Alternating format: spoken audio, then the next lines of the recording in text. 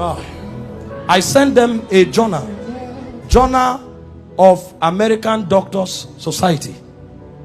They did an investigation on the physical death of Jesus, and the conclusions they came out with.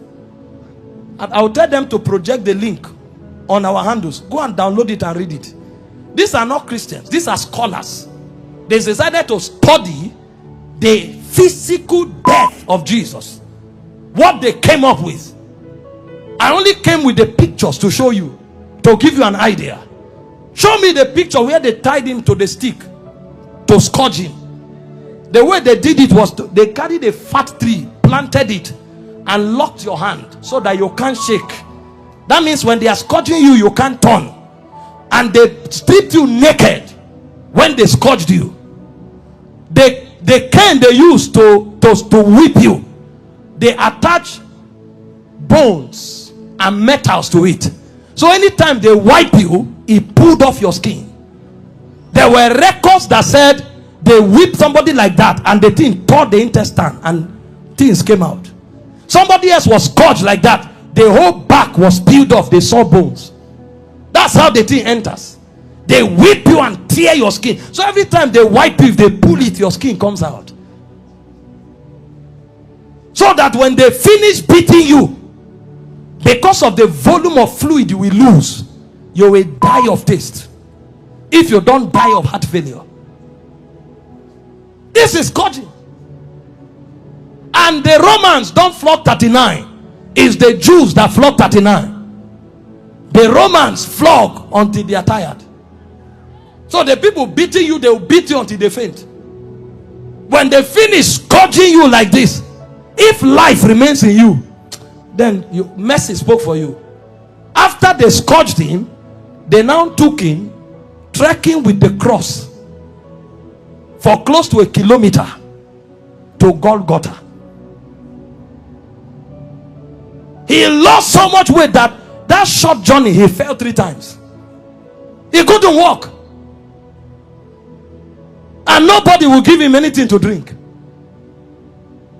Historian said when his face was wiped, blood stains crested the mark of his face on the handkerchief.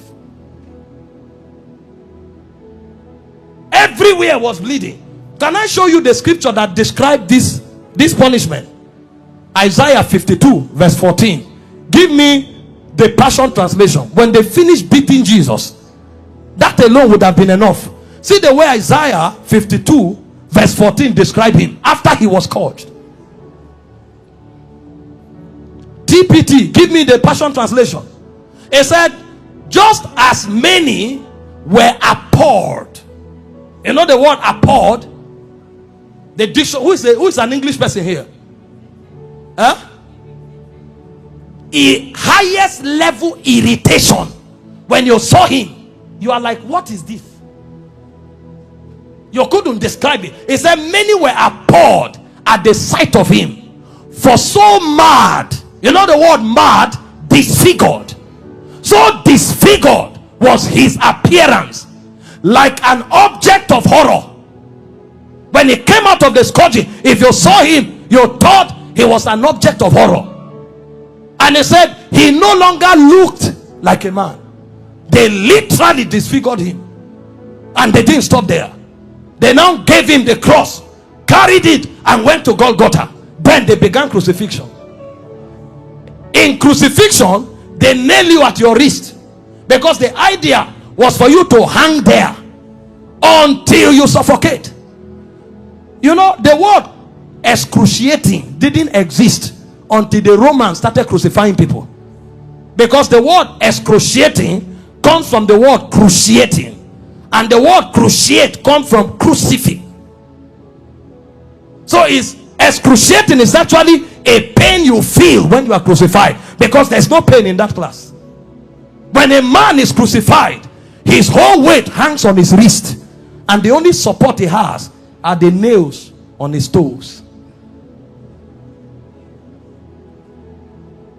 And when they crucify you, you saw a picture of Mel Gibson where you were straight. You can't be straight when they crucify you, because your back, there's no space to stand straight. you have to turn sideways to hang, because this is how you hang. Your weight actually hangs on your wrist. If you are tired and you want to gain small balance, you now push it on your toe that is on the nail. That's why when they wanted to kill the criminals, they broke their legs. And the reason is because when you are hanging, your stomach is bent so that your diaphragm can't breathe. Air can't enter. So Jesus was there for 6 hours. You know what that means? For 6 hours, every time he breathed, he had to pull himself up. So he pulled himself on a nail up to breathe for 6 hours. He will pull up, breathe, go back, pull up for 6 hours. Remember, his back is already torn. So as he's pulling up, he's feeling pains on the wrist, his back is scrubbing on the cross, and his leg is feeling pain. To breathe and go back. Every breath was death. For you. For 6 hours. And they were mocking him at the same time. So there was soulish torture, there was physical torture. As if that's not enough, he carried sin on him. So God was not connected to him at the time. God had to turn away. So there was spiritual torture, soulish torture, bodily torture. So much so that he cried, Eloi, Eloi, lama sabachthani, my God, why hast thou forsaken me? It's like a disconnection between your spirit and your soul. So the man was no longer alive. He died in the spirit before he died in the natural. The level of pain.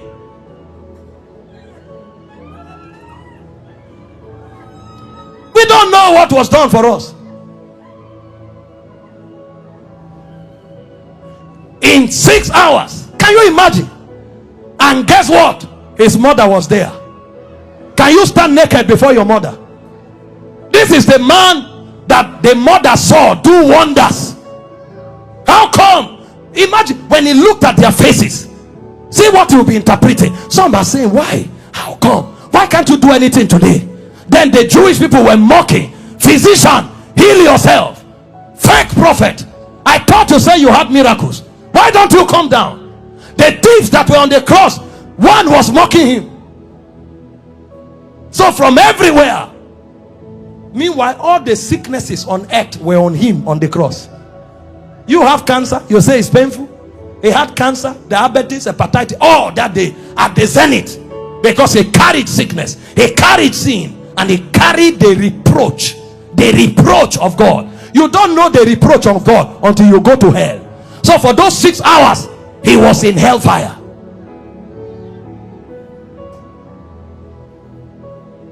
Until a point came when the price was paid, he looked up and said, I'm thirsty.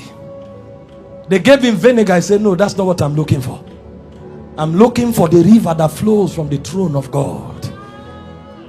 I'm looking for that which satisfies indeed. When they didn't have it to offer, he said, it is finished.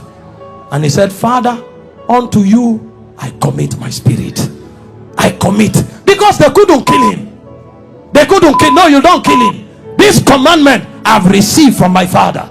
I have the power to lay down my life and to take it up. So he felt all those pains keeping his life inside him.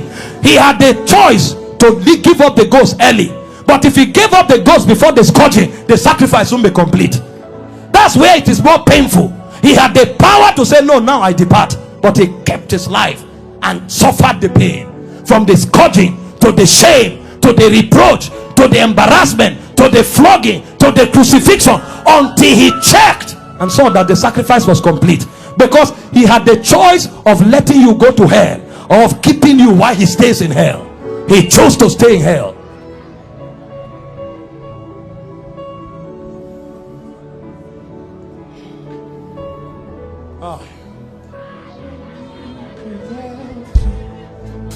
No throne without the cross. There's no sacrifice without your blood. All this you did for me. No me without you. No throne without the cross. There's no sacrifice without your blood. All this you did for me. No need without you. No throne without the blood. There's no sacrifice without your blood. All this you did for me. No need without you. No throne without your blood. There's no sacrifice without your blood.